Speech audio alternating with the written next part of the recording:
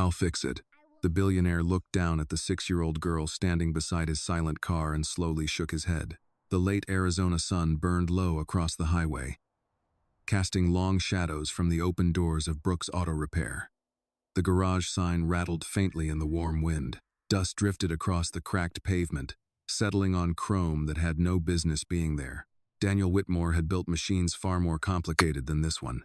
His company designed next-generation hybrid systems for urban transit. Investors described him as visionary. Engineers described him as demanding. Right now, he was stranded, and a child in oversized overalls was studying his vehicle like a seasoned mechanic. "Sweetheart," he said carefully, keeping his voice polite but firm. "This isn't a lawnmower. It's a performance hybrid." "I'll wait for the mechanic." Annie didn't step back. "My grandpa is the mechanic," she replied. "Good," Whitmore said quickly. "Then call him. He's not home." Whitmore paused. "Not home?"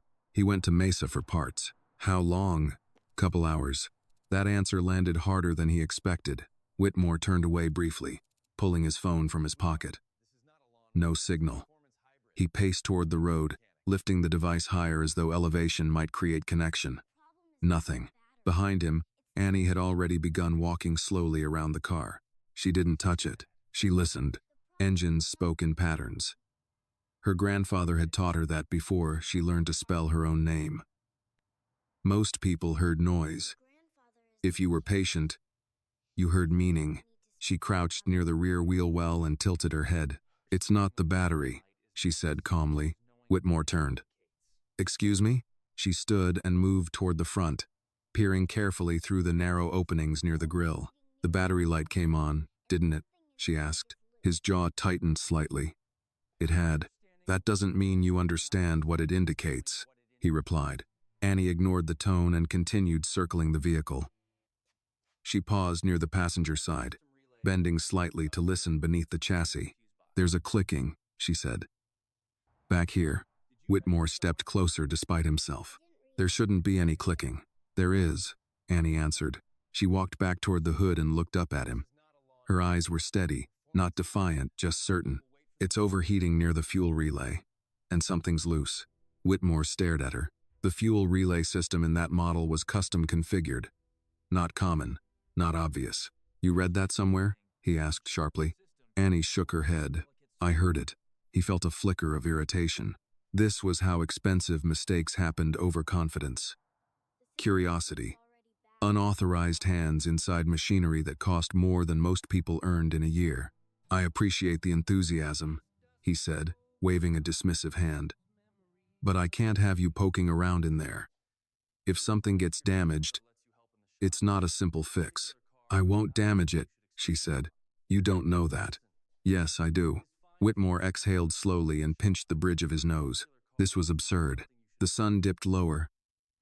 The air began to cool just enough to remind him that night in the desert arrived quickly. Still, no roadside assistance. Still, no signal. Annie took one small step toward the hood. Whitmore reacted immediately. "No." He held out his hand. "Don't." She froze. "I just need to open it and—" I said no. His voice wasn't cruel, but it was absolute. "You could short the system. You could override the software calibration. You could make it worse." Annie looked at the vehicle again, then back at him. "It's already worse," she said quietly. He didn't answer that. From inside the garage, an old country song drifted through a dusty radio. The American flag on the back wall shifted slightly in the breeze. The smell of motor oil and warm metal filled the air. Whitmore stepped between Annie and the car now, protective without thinking.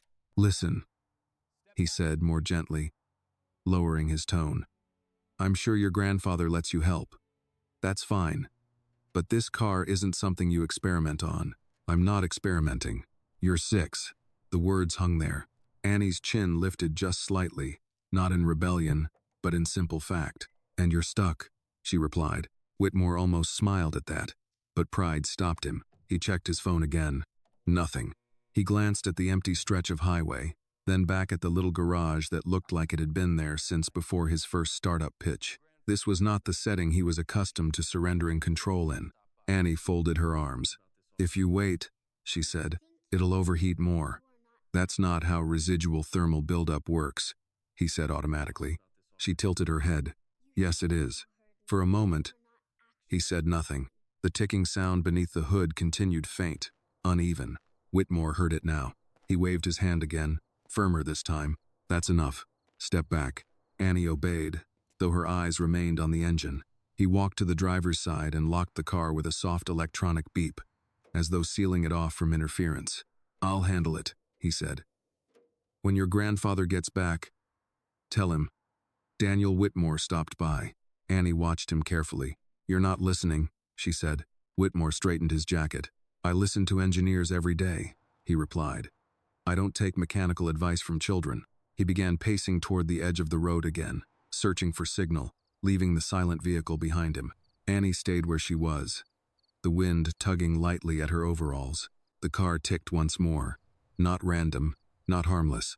She looked at it, then at the man who had built an empire on innovation but couldn't hear what was right in front of him. And the desert evening settled in, patient as ever, waiting for someone to finally listen. The desert sky had turned the color of fading embers when Daniel Whitmore finally stopped pretending he still had control of the situation. He stood at the edge of the road, staring up at the wide Arizona horizon as if it might offer instruction. The last light bled slowly behind distant rooftops. A single star appeared. Then, another. The heat lifted from the asphalt in quiet waves, carrying with it the smell of dust and metal. He checked his phone again. No signal. For a long moment, he simply stood there. In boardrooms, hesitation was weakness. In negotiations, delay meant leverage. But out here, under an open sky that didn't recognize wealth or reputation, hesitation felt different. It felt human. Behind him, the silver vehicle ticked unevenly, and beyond it, Annie waited. Whitmore lowered his arm and exhaled through his nose. Then, without another glance at the road, he turned and walked back toward Brook's auto repair. Each step felt deliberate. Annie watched him approach but didn't speak. Inside the garage, a single hanging bulb cast a warm glow over worn tool benches and neatly arranged wrenches. The American flag on the back wall shifted gently in the breeze, drifting through the open bay. The radio had gone quiet. Whitmore stopped a few feet from Annie. You're very sure of yourself, he said. Annie shrugged lightly. I'm sure about the car. He studied her face, no arrogance, no nervousness, just calm, certainty. He looked toward the open hood release latch, then back at her. Before we go any further, he said slowly, we're going to set some terms. Annie didn't move. Whitmore stepped closer, lowering his voice, not threatening, but firm in the way a man used to contract spoke. If you open that hood and damage anything at all, your family will be responsible. Annie's expression didn't change. This car is worth more than this entire building, he continued. If it's damaged beyond repair, I will expect your family to leave this property. And I will expect compensation.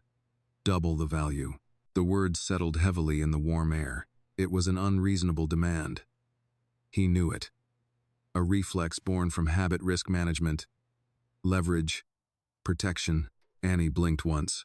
My grandma makes peach cobbler every Sunday, she said softly. Whitmore frowned slightly, caught off guard. And my grandpa built this garage before I was born.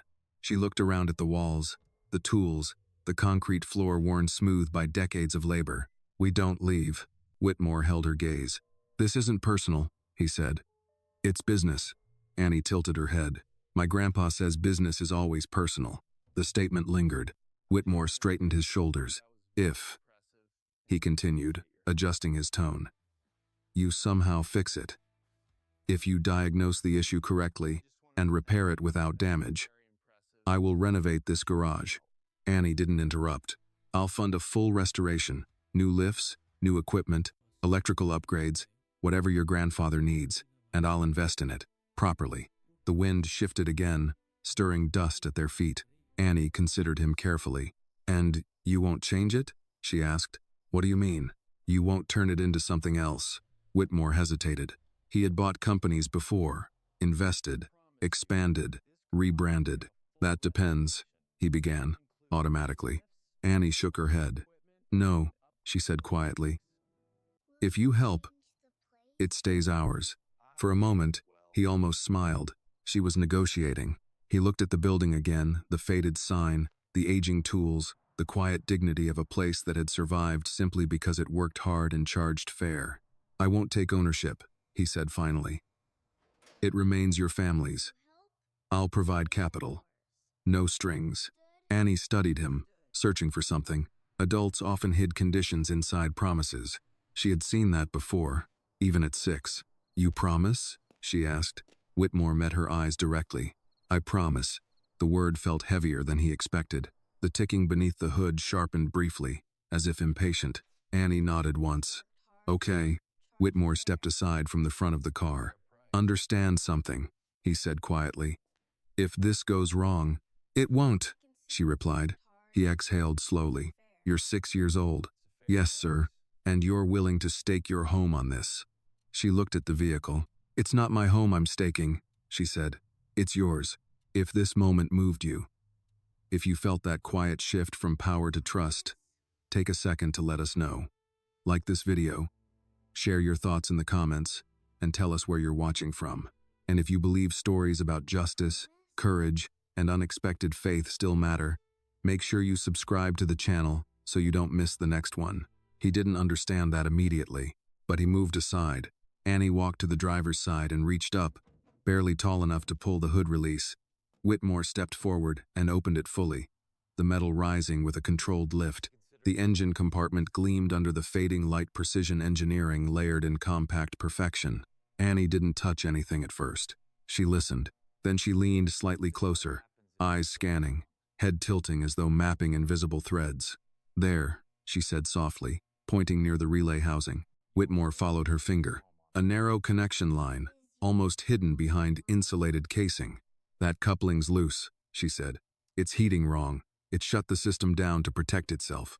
Whitmore leaned in closer. He saw it now, a faint misalignment, barely noticeable. "You'd need a torque adjustment," he murmured.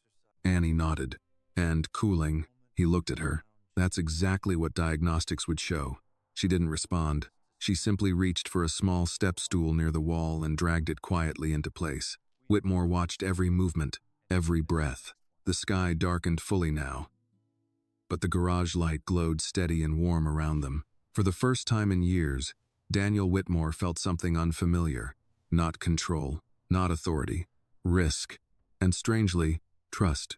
Annie placed her small hand carefully near the connection point, not rushing, not guessing. Whitmore stood beside her, close enough to intervene, but he didn't. Outside, the desert night settled in. Inside Brook's Auto Repair, beneath a single hanging bulb and an aging American flag, a billionaire and a 6-year-old girl stood over a machine worth more than pride, and the real negotiation had only just begun. The engine purred the way it had been designed, to low, even, confident. Daniel Whitmore stood beside the driver's door for several seconds after shutting it off again, as though expecting the silence to betray him. But nothing flickered on the dashboard. No warning icons, no hidden alarms. The system remained steady. Across the small garage floor, Annie had already returned the wrench to its exact place on the wall. Not tossed, not dropped. Returned. That detail stayed with him. "You didn't even hesitate," he said quietly.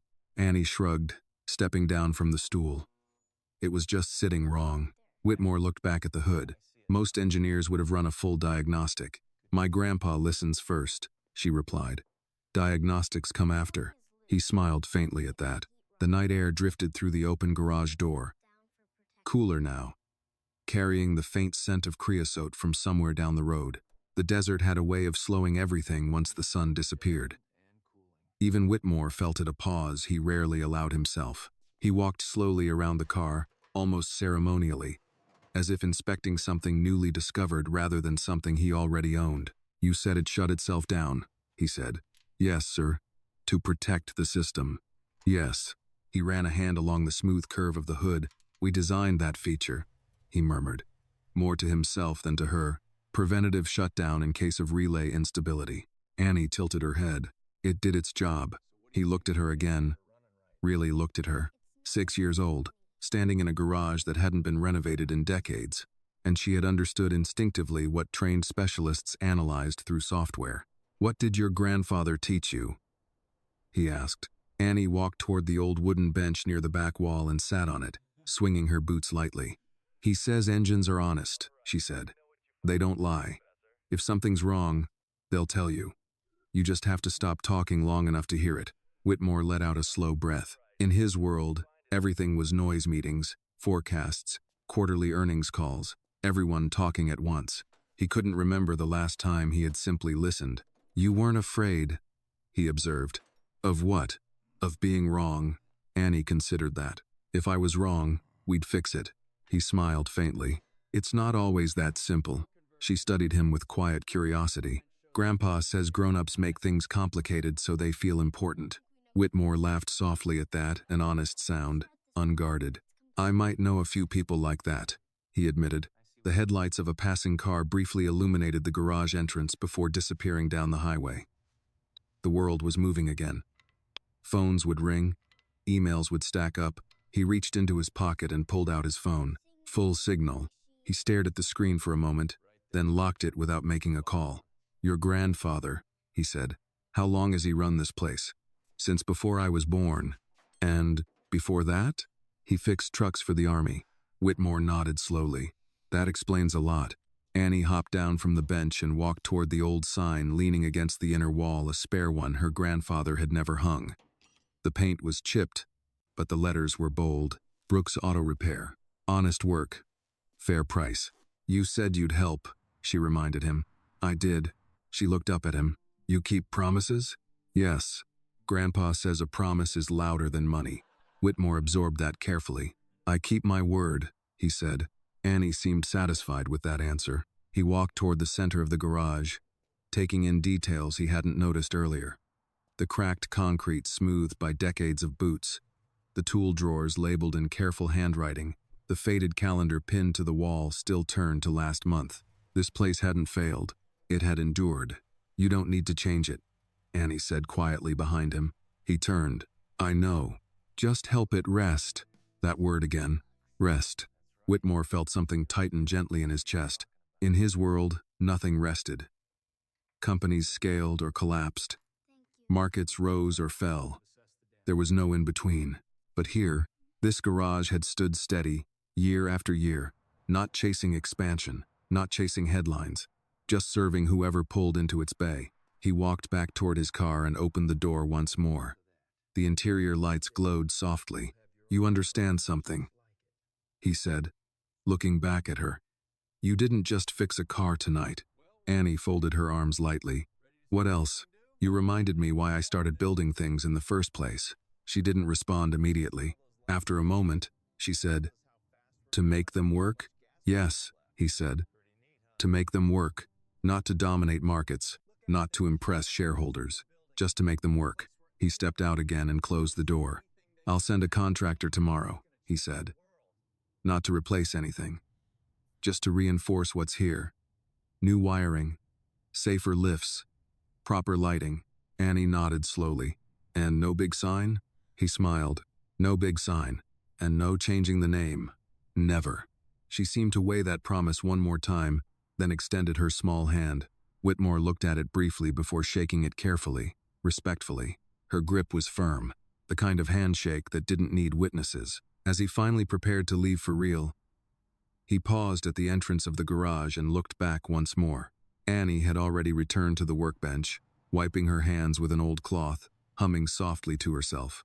Like it had been an ordinary evening, like she hadn't just shifted the perspective of a man who controlled a billion-dollar company. Whitmore stepped into the driver's seat and started the engine one last time. Smooth, steady, he pulled onto the dark highway, headlights cutting through the desert night. In the rearview mirror, Brook's Auto Repair grew smaller but somehow felt larger than it had an hour ago.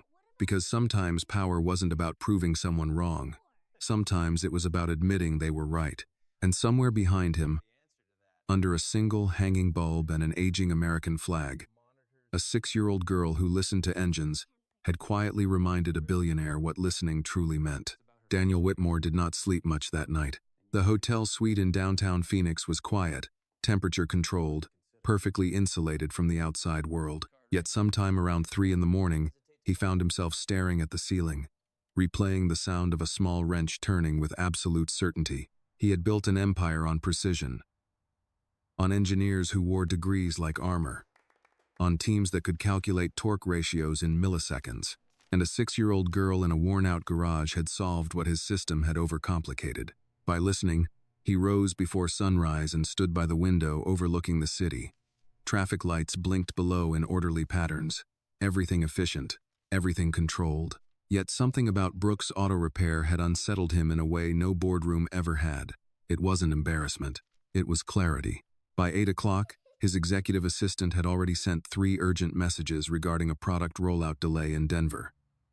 Investors were restless. The new hybrid line depended heavily on proprietary relay systems, the same kind that had triggered his shutdown yesterday. Whitmore paused mid-scroll. A pattern began forming in his mind. The shutdown had been blamed on isolated environmental variants. That was the phrase the engineers had used. Isolated, environmental, variants. It sounded clinical. It sounded safe. But Annie hadn't used any of those words. She had said it was sitting wrong. He turned from the window and made a call. Pull the full relay batch analysis from Q3. He told his chief engineer. All units shipped to Arizona and Nevada. There was a pause. Sir? We already reviewed that after your incident. Review it again. Another pause. Yes, sir. Whitmore ended the call and stood still for a long moment. He realized something uncomfortable. If a 6-year-old could hear instability in the system before it escalated, then maybe his own company had stopped listening long ago. By mid-morning, he was back on the highway. Not because the car needed anything, because he did. The desert light felt softer today, less aggressive. As he approached the weathered sign of Brook's Auto Repair, he noticed something new. A small chalkboard leaned against the outer wall. Closed until Grandpa gets back, it read in uneven letters. Beneath it, a smaller line had been added. Unless it's important, he found himself smiling. Annie was sitting on the concrete floor near the garage entrance, drawing something with colored chalk. Circles, gears, what looked like a small engine diagram. She looked up as the shadow of his car fell across the driveway. You came back, she said simply. I said I would. She nodded, accepting that without surprise. Grandpa's still not home? He's at the parts warehouse in Mesa. Truck won't start. Whitmore blinked once. Your grandfather's truck won't start?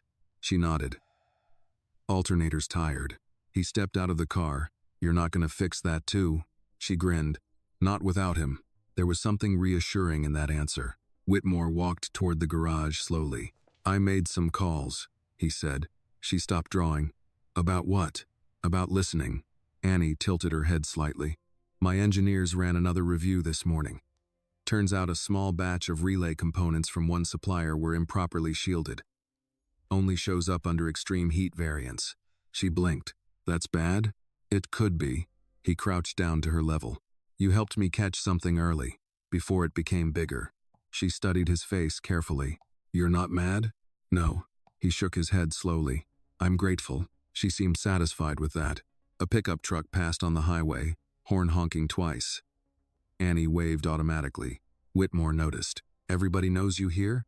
She shrugged. They know Grandpa. That answer lingered. They know Grandpa. Reputation built over decades. Not through advertising. Through consistency. Whitmore rose and stepped inside the garage. Morning light spilled across the concrete floor. The place looked smaller in daylight. Older. Yet, it felt solid. He turned toward Annie. I meant what I said. She stood now. About helping? Yes. A black SUV pulled up behind his car, unexpected and polished. One of his regional managers stepped out. Tablet already in hand. Sir, I wasn't aware you'd be. Whitmore raised a hand gently, just observing. The manager glanced around the garage, visibly confused. This is important, Whitmore replied. Annie watched the exchange quietly. The manager lowered his voice. Sir, the Denver situation. We'll wait. The words surprised even Whitmore, but they felt correct. He turned back toward Annie. Would you show me something? She nodded cautiously. The way you listen, he clarified. She walked to the side of his car and tapped lightly near the hood. Start it. He did. The engine came alive smoothly. She closed her eyes. Whitmore felt the manager watching, perplexed. After a few seconds, Annie opened her eyes again. It's happier today, she said. Whitmore let out a soft breath through his nose. Happier? It's not fighting. He shut off the engine slowly. The manager shifted awkwardly. "Sir, with respect." Whitmore looked at him calmly. "Do you know how many recalls we've avoided because someone on the floor caught something small?" The manager hesitated. "Several. And do you know how many times we dismissed something because it didn't fit the data model?" Silence. Whitmore nodded once. "That ends now." He looked back at Annie. "You reminded me that systems don't fail loudly at first." She nodded. "They whisper." The manager glanced between them, uncertain how to respond. Whitmore stood taller. "Arrange funding for structural updates here," he said quietly. "No branding, no acquisition paperwork, just safety upgrades." "Yes, sir." "And set up a scholarship fund under the Brook's name, technical apprenticeships, for kids who learn differently." The manager blinked. "Understood." The SUV door closed softly as he returned to make the calls. Annie walked back toward her chalk drawing. "You're busy," she said. "I was," Whitmore replied. She looked up again. "You still are." He considered that. "Yes," he admitted, "but not in the same way." A breeze moved through the open garage, lifting a thin layer of dust that sparkled briefly in the sunlight. Whitmore extended his hand again, not as a businessman, but as a man making a promise. "Thank you, Annie." She shook it without ceremony. "You're welcome." As he turned to leave, he realized something had shifted permanently. Not his company, not his schedule, him, and sometimes that was the more difficult repair. 3 days later, the first news article appeared. It wasn't dramatic. It wasn't accusatory. It simply asked a question. Are Whitmore Mobility's relay systems failing in high-heat regions? Daniel Whitmore read the headline in silence from his office overlooking Manhattan's East River. The city moved below him with its usual confidence. Taxis weaving, ferries cutting across gray water, markets were open, analysts were awake, and somewhere in Arizona, a 6-year-old girl was probably drawing engine diagrams in chalk. He didn't panic, but he understood timing. The Denver rollout had been paused. Quietly, internally framed as performance recalibration. Investors didn't like that phrase. It sounded like retreat. His phone vibrated again. Conference call. Board members. Legal. He accepted. "Daniel," one voice began carefully, "we're seeing volatility in pre-market indicators. The article cites internal supplier inconsistencies. I authorized a full audit," Whitmore replied calmly. A second voice cut in. "Public acknowledgment invites liability. Public denial invites collapse," he said evenly. Silence settled over the line. For years, Whit had been known as decisive, strategic, efficient, but today he sounded something else. Resolved. "We address it," he continued. "We correct it. We compensate if necessary. We don't bury it." One board member exhaled audibly. "This could cost us 8 figures." Whitmore stared at the skyline. Integrity always does. The call ended without applause. Across the country, in a garage that still smelled faintly of cobbler and motor oil, Annie sat on an overturned bucket watching her grandfather tighten the alternator belt on his old Ford truck. Harold Hank Brooks was 68. Broad-shouldered despite age, hands thickened by decades of turning wrenches. His silver beard caught the morning light. "You told him you'd fix it?" Hank asked without looking up. Annie nodded. "He didn't believe me." Hank grunted softly. "They rarely do." She tilted her head. He came back. Hank stopped tightening and looked at her now. "That so?" "Yes, sir." Hank studied her face carefully, the way only a grandfather could. "You do good work?" "Yes, sir." "Then that's enough." He finished tightening the belt and started the truck. It roared alive with a stubborn, satisfied growl. Annie smiled. Later that afternoon, a flatbed truck arrived at Brook's Auto Repair not to haul anything away, but to deliver something. Crates, new lift arms, updated electrical panels, industrial-grade lighting fixtures. Hank stepped out of the office slowly, wiping his hands on a faded shop rag. "You Annie's grandpa?" one of the contractors asked. "That depends," Hank replied calmly. They handed him paperwork, funded through Whitmore Infrastructure Development. Hank read it carefully. No corporate branding, no acquisition clauses, no ownership transfer, just structural improvements. He glanced at Annie. "You shake hands on this?" She nodded. "Yes, sir." Hank folded the paper once and slipped it into his shirt pocket. "Then we'll honor it." Across state lines, Whitmore stood before a press podium. Flashes from cameras reflected off polished wood. We identified a supplier inconsistency in a limited relay batch distributed in high-temperature regions, he stated clearly. Out of precaution, we are issuing voluntary inspections and replacements at no cost, a reporter called out. Is this connected to the shutdown incident in Arizona? Whitmore paused briefly. Yes. The room stirred. Was the issue discovered internally? He hesitated only half a breath. No. Silence followed. It was brought to my attention by an independent observation. He didn't elaborate. He didn't need to. Integrity didn't require spectacle. That evening, as desert air cooled the metal siding of Brook's auto repair, Hank and Annie sat on folding chairs outside the garage. The new lights had been installed. They cast a warm, steady glow across the driveway. Big man admit mistake on television, Hank said thoughtfully. Annie swung her boots. He listened. Hank nodded slowly. Most don't. She leaned her head lightly against his arm. Grandpa? Tenorang. Why don't grown-ups listen? Hank stared out toward the highway for a long moment before answering. Because listening means you might have to change. Annie considered that. Changing's not bad. No, Hank agreed quietly. It ain't. Headlights appeared in the distance. A familiar silver car slowed as it approached. Whitmore stepped out without a jacket this time. He looked tired but not weakened. Hank rose to his feet. You the one funding my electric bill? Hank asked plainly. Whitmore extended his hand respectfully. Daniel Whitmore, sir. Hank shook it firmly. Harold Brooks. Their grips held for an extra second. Not dominance. Assessment. You didn't try to buy us, Hank said. No, sir. Why? Whitmore glanced briefly at Annie. Because some places shouldn't be owned. Hank nodded once. Good answer. They stood there in shared understanding. 3 generations bridged by something simpler than contracts. Whitmore crouched down slightly toward Annie. You see the news? She shook her head. Grandpa don't like TV. Whitmore smiled faintly. We fixed it. She studied his face carefully.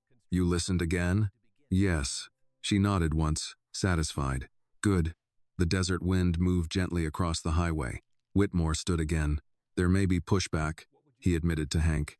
Investors, competitors, people who preferred silence. Hank crossed his arms. Truth's louder. Whitmore absorbed that quietly. You taught her well. Hank glanced down at Annie. She was already listening. I just told her not to stop. Silence settled between them comfortably. For the first time in a long while, Whitmore felt something steadier than market confidence. He felt alignment. As he prepared to leave, Annie called out softly. Mr. Whitmore? He turned. Yes.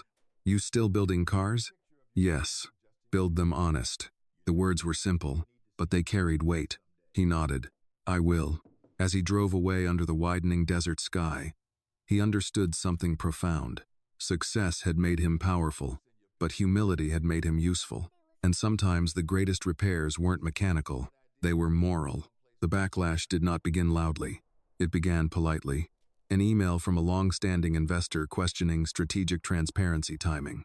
A financial analyst suggesting Whitmore Mobility had overcorrected in its voluntary recall. A competitor's spokesperson describing the relay issue as indicative of broader instability in executive oversight. Polite words, sharp edges. Daniel Whitmore read each one carefully, never rushing his response. In another season of his life, he might have countered with aggressive messaging, redirected scrutiny, buried the issue beneath a new product announcement. But something in him had shifted in that small Arizona garage. You don't bury what whispers, Annie had said. You fix it. By the end of the week, Whitmore Mobility's stock had dipped 12%. The board requested an emergency session. The tone was different this time, less supportive. Daniel, said Martin Hale, the senior board chair. A man in his late 60s whose silver hair and measured voice carried decades of corporate victories. We appreciate integrity, but markets respond to confidence. Whitmore folded his hands on the polished conference table. And confidence built on omission doesn't last. Hale leaned back slightly. You're risking shareholder trust. Whitmore met his gaze evenly. No, I'm redefining it. Murmurs moved around the room. Another board member leaned forward. There are rumors you plan to implement a new internal review structure. One that slows production timelines. Yes. Whitmore replied calmly. Field listening audits. A faint smile touched Hale's lips. Field listening? Yes. Engineers embedded in real-world environments. Direct driver observation, fewer simulations, more reality. A younger executive scoffed quietly. That's inefficient. Whitmore paused before answering. Efficiency without awareness is fragility. The room fell still. Hale studied him carefully. You've changed, Daniel. Whitmore considered that. Yes. Back in Phoenix, the change was quieter but just as visible. Brook's auto repair had new overhead lighting now. It illuminated every corner clearly without erasing the character of the place. The concrete floor had been resealed, but the original cracks remained like lines on an aging face. Hank stood beneath one of the new fixtures, examining the wiring work. They did it right, he admitted grudgingly. Annie knelt beside an old carburetor on the bench, carefully cleaning it with a cloth. You trust him? Hank asked. She didn't look up. Yes, sir. Hank nodded once. Trust's expensive. Annie paused. So is fixing what breaks. Hank let out a low chuckle. You've been thinking again. Later that afternoon, a black sedan not Whitmore's pulled into the driveway. Two men stepped out. Suits, sunglasses, not contractors. Hank noticed immediately. Annie did too. Afternoon, Hank said evenly as they approached. One of the men offered a polite smile that didn't reach his eyes. Mr. Brooks, we represent Hale Strategic Holdings. Hank's expression didn't change. Never heard of it. You wouldn't have. The man replied smoothly. We're interested in ensuring community businesses remain independent. Annie watched quietly from near the garage door. We heard about Mr. Whitmore's involvement here. The second man added. We'd hate to see your shop drawn into corporate turbulence. Hank wiped his hands slowly. You threatening me? Of course not, the first man said lightly. Merely advising caution. Markets are volatile. Allegiances can be misinterpreted. Hank stepped forward half a pace. This garage has fixed trucks for 38 years. We ain't aligned with nobody but whoever needs honest work. The man's smile tightened slightly. Just be careful who you associate with. They returned to their sedan and drove off without further explanation. Annie stepped closer to her grandfather. They didn't like him telling the truth, she said quietly. Hank exhaled slowly. No. That evening, Whitmore's phone rang as he stepped out of another board session. Unknown number, he answered. Mr. Whitmore. Hank's voice came steady through the line. You make enemies telling the truth? Whitmore's expression shifted slightly. Yes. 2 of them stopped by today. Whitmore closed his eyes briefly. I'm sorry. Hank's tone remained even. Don't apologize. Just understand what happens when powerful folks feel embarrassed. Whitmore looked out over the city skyline again. They try to regain control. Exactly. A pause lingered between them. You still believe this is worth it? Hank asked. Whitmore thought of the press conference, the recall, the stock dip, Annie's steady voice telling him to build them honest. Yes, he said finally. Good, Hank replied. Because we ain't backing down neither. The call ended with quiet understanding. The next morning, Whitmore made another announcement not to the press, but internally.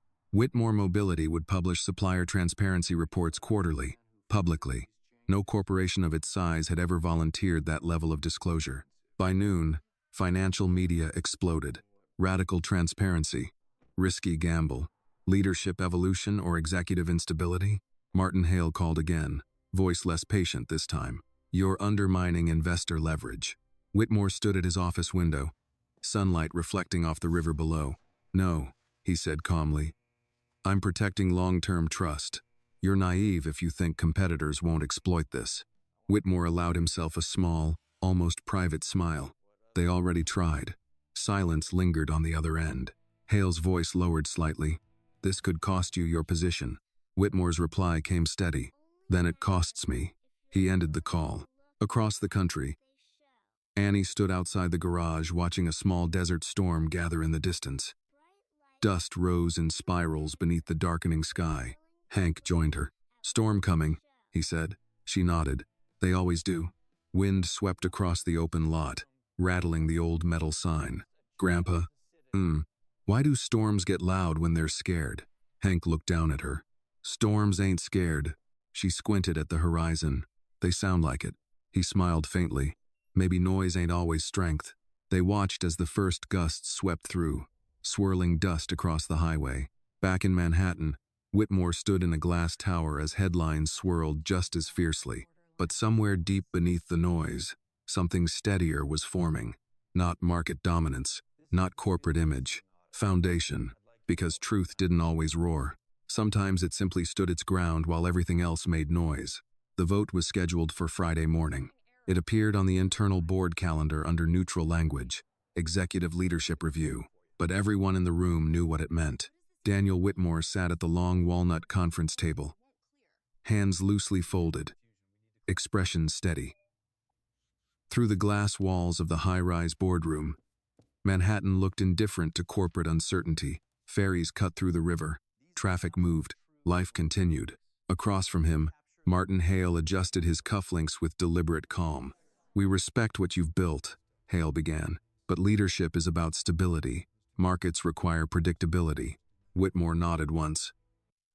"And integrity." "Integrity," Hale replied smoothly, "is admirable. But it must be balanced with strategic discretion." The phrase lingered in the air like a veil. Strategic discretion. Silence when convenient. Hale tapped a folder in front of him. "Your transparency initiative has cost the company 14% market value in under 2 weeks." Whitmore did not flinch. "Temporary correction." "Optimistic assumption," another board member interjected. "Competitors are capitalizing on your disclosures. They're reassuring investors by doing the opposite." "By hiding?" Whitmore asked calmly. "By managing optics." Whitmore leaned back slightly. "Optics didn't prevent the relay flaw." No one answered that. Hale's voice softened, almost paternal. "Daniel, this isn't personal, but leadership sometimes requires stepping aside when vision misaligns with fiduciary responsibility." There it was, the polite language of removal. Whitmore's mind drifted unexpectedly not to financial projections, not to investor calls, but to a small garage in Arizona, to a child standing on a wooden stool, listening before acting. "Engines are honest." He straightened. "If this board believes transparency is misalignment," he said evenly, "then perhaps the vision was flawed long before I adjusted it." A quiet ripple moved around the table. "You're prepared to lose your position over this?" Hale asked. Whitmore held his gaze. "Yes." The room went still. In Phoenix, the desert air carried the smell of rain, though none had fallen yet. Annie sat cross-legged near the garage entrance, carefully polishing a small brass nameplate Hank had found in an old toolbox. "Brook's Auto Repair. Established 1985. Hank leaned against the workbench, arms folded. "You worried about your friend?" he asked. Annie considered the question. "He's not my friend." Hank raised an eyebrow. "No, he's learning." Hank let out a low chuckle. "That so?" She nodded. "He listens now." Hank studied her thoughtfully. "Listening makes enemies sometimes." Annie looked up at him. "So does lying." The words were simple, not dramatic, just true. Hank nodded slowly. "That's right." Back in Manhattan, the board's legal counsel slid a document across the table. "Voluntary resignation preserves your reputation," he said carefully. "A formal removal would create narrative complications." Whitmore glanced at the paper but did not touch it. "What happens if I don't sign?" Hale answered quietly. "We proceed with a vote. And if the vote removes me, you walk away with severance." Whitmore allowed a small, almost tired smile. "You misunderstand." Hale frowned slightly. "I'm not negotiating compensation." He stood slowly. "I'm protecting direction." He looked around the table at men and women who had once applauded his risk-taking. "You hired me because I built something disruptive," he continued. "Now you want something comfortable." "Comfortable is stable," someone replied. "No," Whitmore said softly. "Comfortable is fragile." Silence. He placed his palms lightly on the table. "If you remove me, Whitmore mobility will revert to managed perception. Short-term reassurance, long-term erosion." Hale's jaw tightened. "You presume too much." Whitmore met his eyes evenly. "I built it." The tension in the room thickened. In Arizona, a dusty pickup truck pulled into Brook's Auto Repair. A regular customer, Mrs. Alvarez, late 60s, widow, loyal to Hank for decades. "My steering's pulling again," she called warmly. Hank stepped forward immediately. "We'll take care of it." Annie followed close behind, watching as Hank crouched near the front wheel. "See that?" he said quietly to her. "Uneven wear." She nodded. "Caused by what?" "Alignment's off." He smiled faintly. "Exactly." He stood and glanced at the horizon. "Sometimes things pull in the wrong direction, gradual-like," he added. "If you ignore it long enough, it'll cost you more than tires." Annie understood. Back in Manhattan, the vote began. One by one, hands were raised. The tally was closer than Hale had expected. Too close. When it ended, the result was narrow. Whitmore remained CEO, but barely. Hale closed his folder slowly. "This is not a victory," he said quietly. Whitmore nodded. "I know." The board dispersed with measured restraint. Whitmore remained alone in the room for several moments. He understood something clearly now. The external battle was not the most dangerous one. The internal fracture was. He picked up his phone and scrolled to a number saved simply as Hank. He hesitated, then called. Hank answered on the third ring. "You win or lose?" Hank asked without greeting. Whitmore exhaled softly. "Stayed." Hank grunted approvingly. "Good. It was close." "Worth it?" Whitmore looked out at the skyline again. "Yes." A pause. "You understand this ain't over?" Hank said. "Yes. Storms circle back." Whitmore thought of Annie's words. "They whisper first." "I'll be ready," he replied. He ended the call and stood quietly. For the first time in years, leadership did not feel like authority. It felt like endurance. And endurance required something stronger than strategy. It required conviction. Far away, under a warm desert sky, Annie wiped her hands on an old shop rag and looked at the highway stretching endlessly into dusk. She didn't understand stock prices. She didn't understand board votes. But she understood alignment. And somewhere between $1 billion boardroom and a cracked concrete garage floor, something unseen was shifting. Not just in a company, in a man. The public test came on a Tuesday morning. Not through a hostile board vote. Not through an investor lawsuit. Not even through a competitor's press release. It came through a live broadcast. Whitmore Mobility's annual Innovation Summit had been scheduled months in advance, an event streamed globally, where new prototypes were unveiled and bold projections were announced under sweeping lights and orchestral soundtracks. This year, however, the tone was different.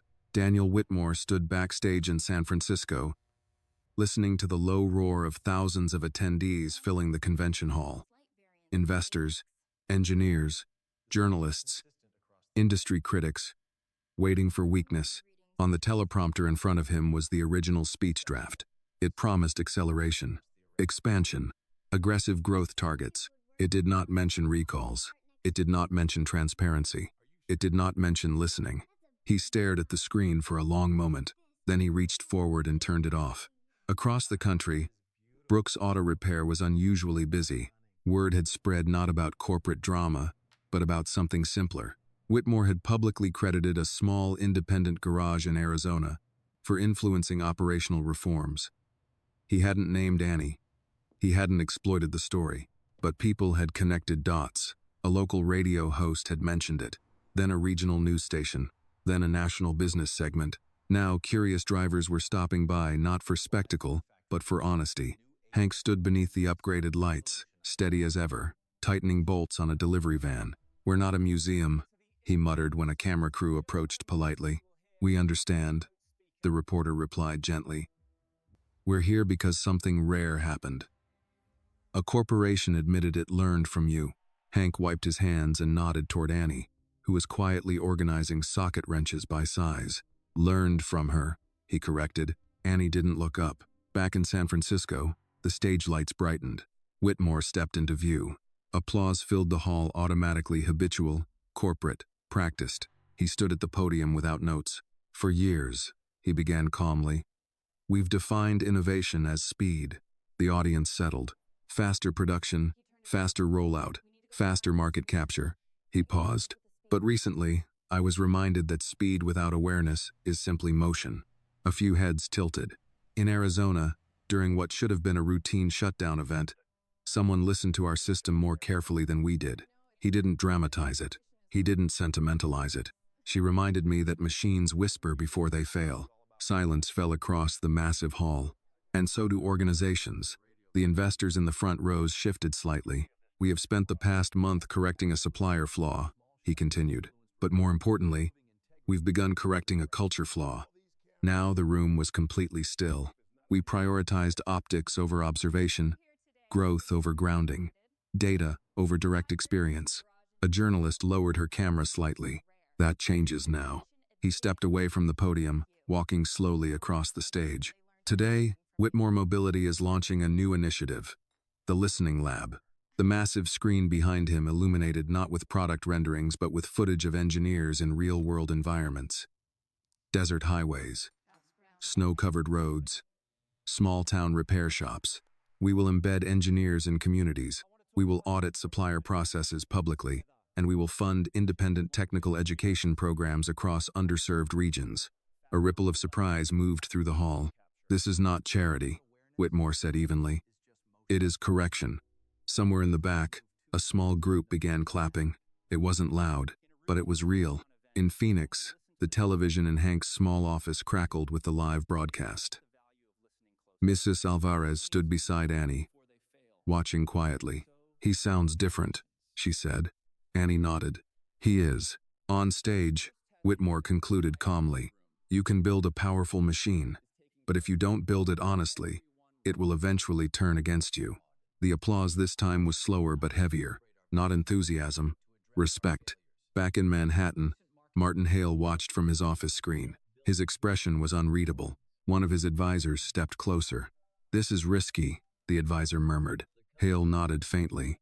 Yes. Stock will react. Yes.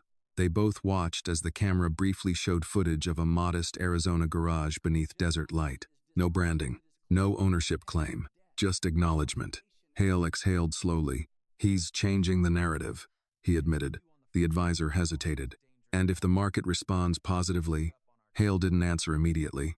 Then perhaps, he said carefully, we misjudged the appetite for integrity. That afternoon, markets fluctuated wildly.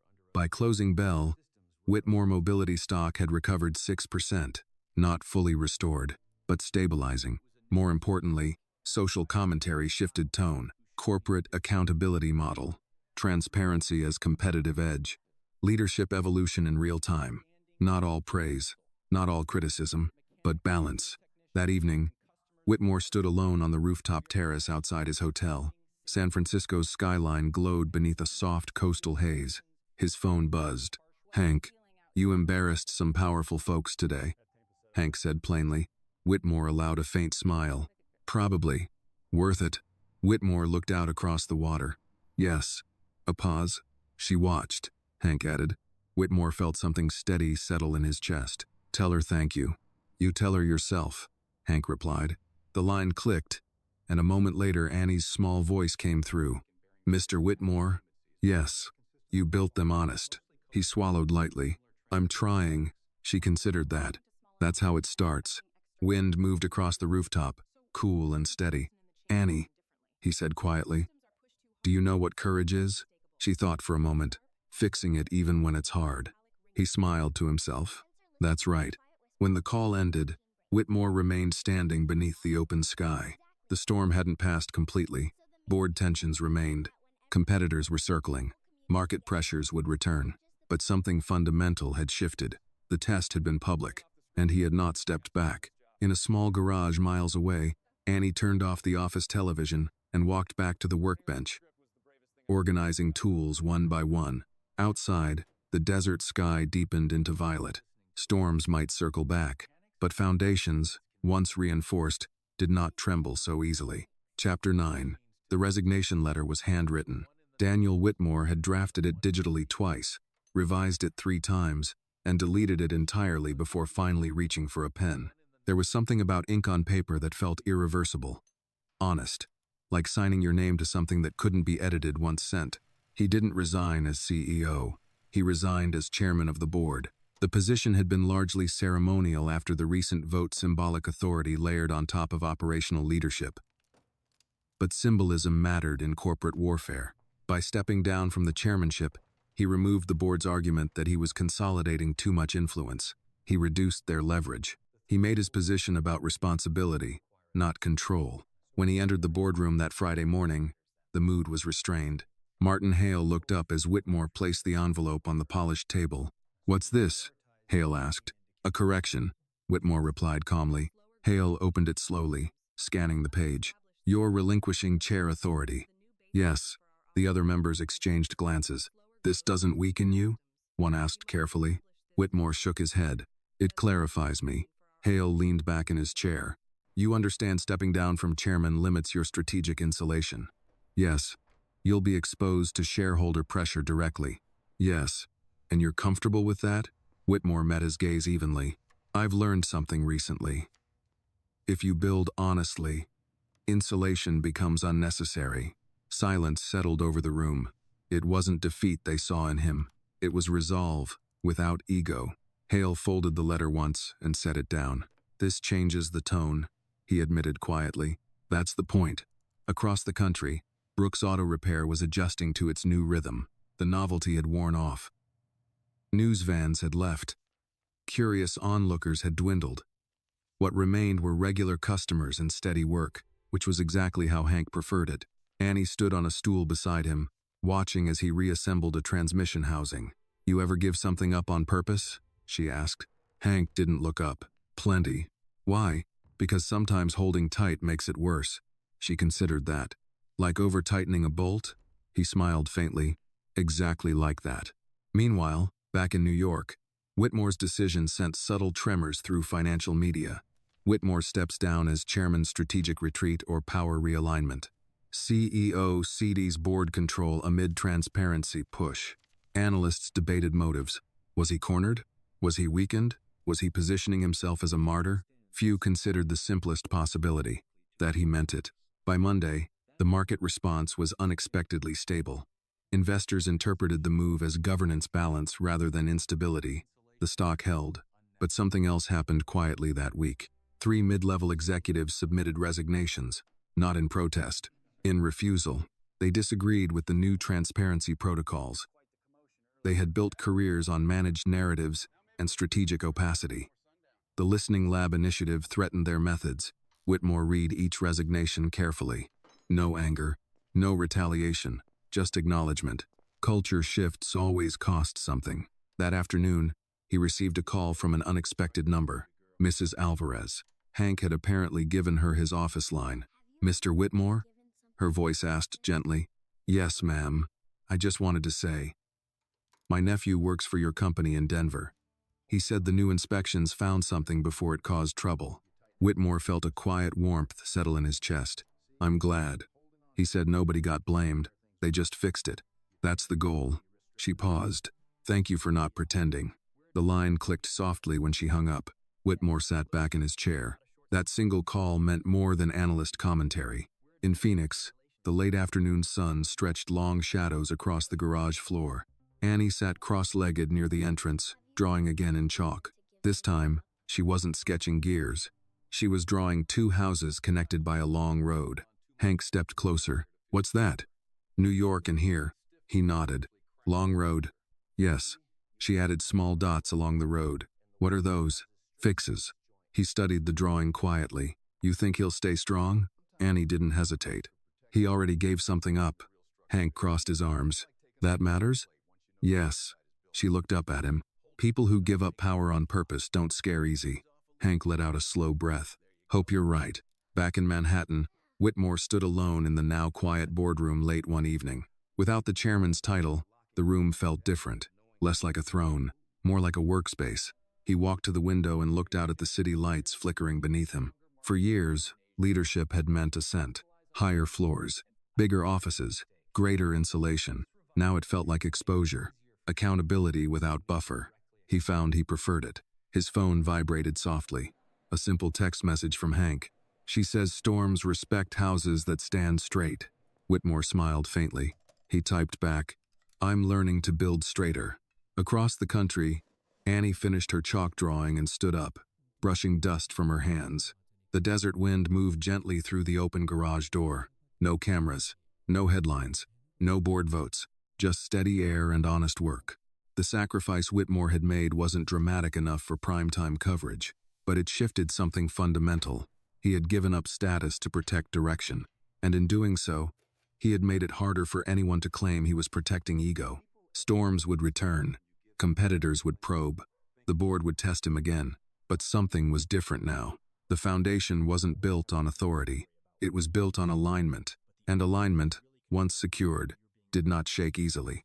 The confrontation did not happen in a courtroom. It happened in a private dining room overlooking Lake Michigan. Martin Hale had requested the meeting personally.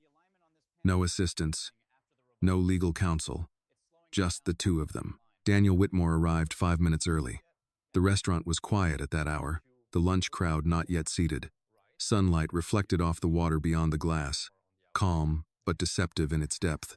Hale was already there, silver hair immaculate, posture controlled. "You've lost weight," Hale observed as Whitmore sat down. "Less insulation," Whitmore replied calmly.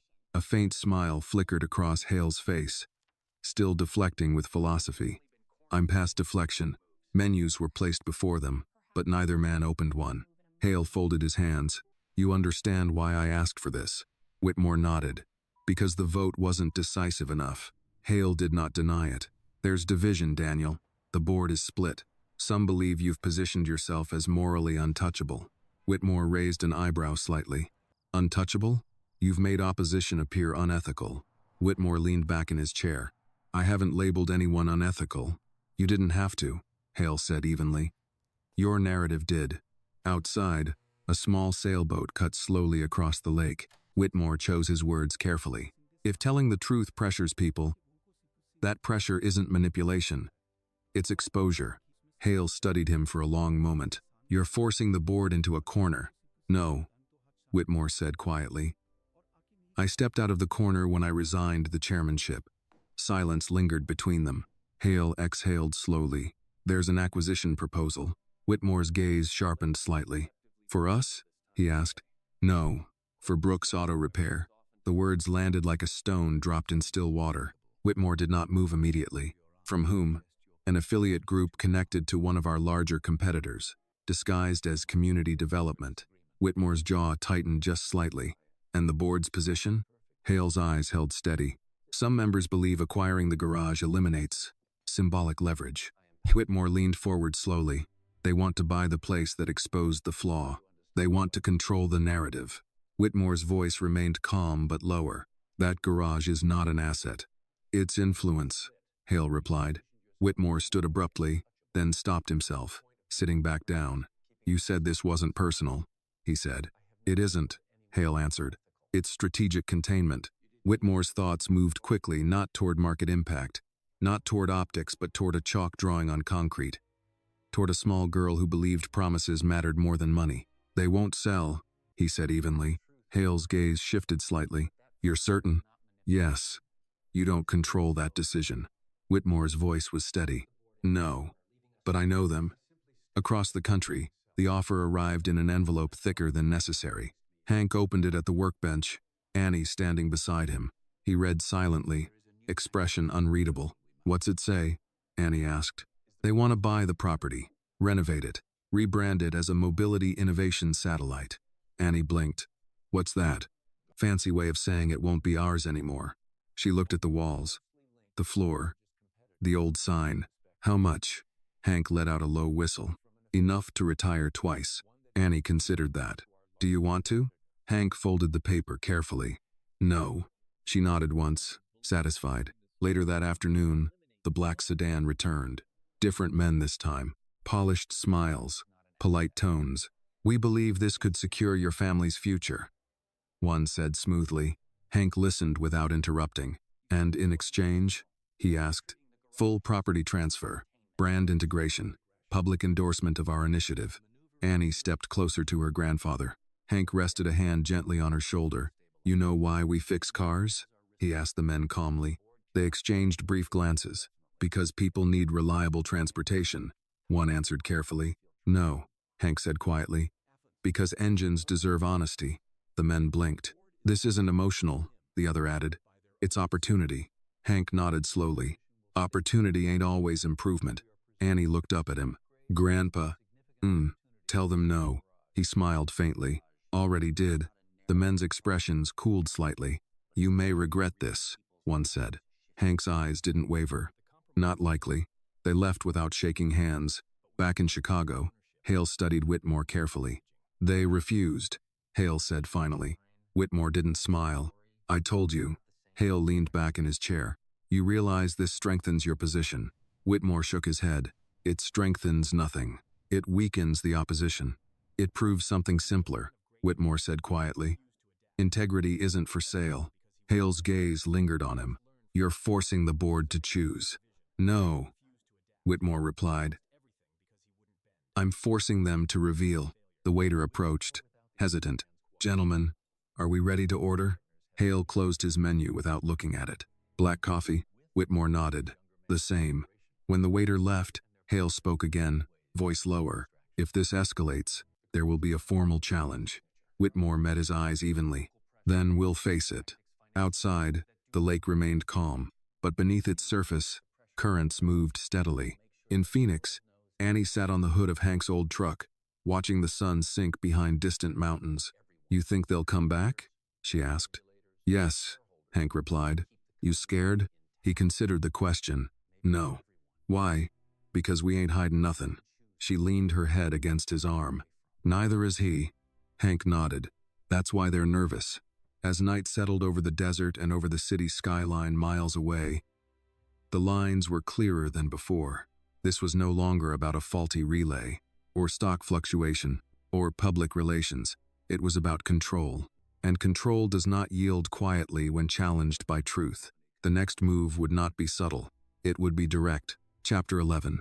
The formal challenge arrived in the form of a letter marked Special Session Notice. It was delivered not by email, not through internal channels, but by courier-heavy paper, embossed seal, the kind of symbolism meant to communicate seriousness. Daniel Whitmore read it alone in his office. A shareholder coalition, led quietly by Martin Hale's allies, was invoking a governance clause, a vote of no confidence in the CEO's leadership direction. Not misconduct, not financial fraud, not negligence. Direction. He exhaled slowly and folded the letter once.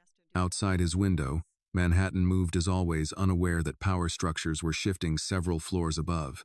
He picked up his phone and called Hank. You hear the storm yet? Hank asked before Whitmore could speak. Yes, Whitmore replied calmly. It's official. They going public? Yes. Hank was silent for a moment. You steady? Yes. You sure? Whitmore glanced at the skyline. I am. In Phoenix, Annie stood at the edge of the garage driveway, watching heat shimmer off the asphalt. News vans had returned not for celebration this time, but for conflict. Corporate power struggle at Whitmore Mobility. CEO faces removal vote amid transparency reforms. A local reporter approached carefully. Mr. Brooks, do you believe your garage is connected to this corporate dispute? Hank wiped his hands on a cloth and answered evenly. This garage fixes cars. But Mr. Whitmore has cited you as inspiration for major reforms. Hank nodded once. Then I hope he keeps fixing what's broken.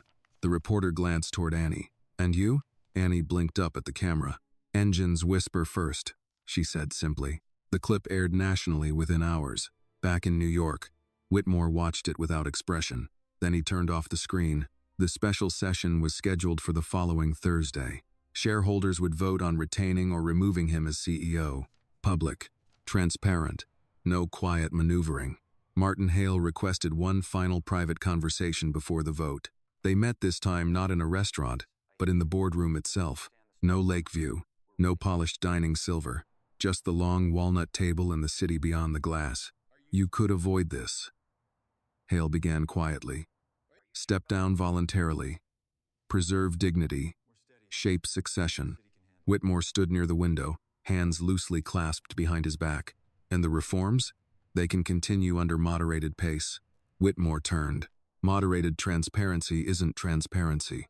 Hale's patience thinned slightly. You're risking the company. No, Whitmore replied evenly. I'm risking my position. There's a difference. Yes, Whitmore agreed. That's the point. Hale studied him. You've become symbolic, Daniel. That's dangerous. Whitmore allowed a faint smile. Symbolism only threatens people who depend on illusion. The air in the room tightened. You believe you're morally superior. Whitmore shook his head slowly. No, I believe we were wrong, and I chose to correct it. Silence.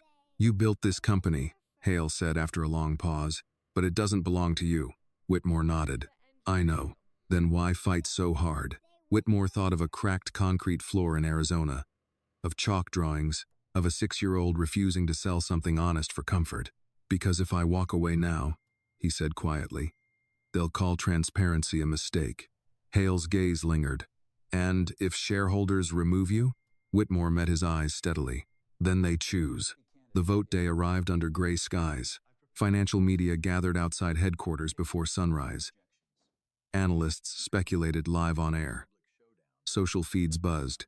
In Phoenix, Hank set up an old portable radio on the workbench. Annie sat cross-legged nearby, silent. You nervous? Hank asked. She shook her head. No. Why not? He did the hard part already. Hank considered that. What was that? Telling the truth when it cost him. Back in Manhattan, the shareholder meeting began precisely at 10 a.m. Whitmore stood at the podium. No teleprompter. I will not argue for my character, he began calmly. Only for direction. He outlined the listening lab results. Reduced defect rates. Improved supplier accountability. Customer satisfaction metrics rising in previously volatile regions. This isn't idealism, he continued. It's structural correction. One shareholder rose from the floor. Your reforms triggered volatility. Yes, Whitmore replied evenly. Because we exposed fragility. Another voice followed. You embarrassed the board. Whitmore did not flinch. I embarrassed complacency. Murmurs rippled across the hall. The vote commenced electronically. Minutes stretched long. In Phoenix, static crackled from the radio. Hank stood still. Annie closed her eyes briefly. Back in Manhattan, the final tally appeared on the large screen behind the podium. Retain CEO, 58%. Remove CEO, 42%. A clear margin, not overwhelming, but decisive. Whitmore exhaled slowly. Applause began not thunderous, but grounded. Martin Hale remained seated.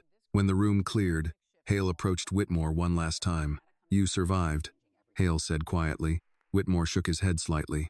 No. Hale raised an eyebrow. No? Whitmore looked around the emptying hall. We shifted. Hale studied him for a long moment, then extended his hand. This isn't over, he said. Whitmore accepted the handshake. It never is. In Phoenix, the radio announcer confirmed the result. Annie opened her eyes. Told you, she said softly. Hank let out a slow breath he hadn't realized he'd been holding. Yeah, he admitted. You did. That evening, Whitmore's phone rang. He didn't need to check the caller ID. You stayed, Annie said when he answered. Yes. You happy? Whitmore considered the question carefully. I'm steady.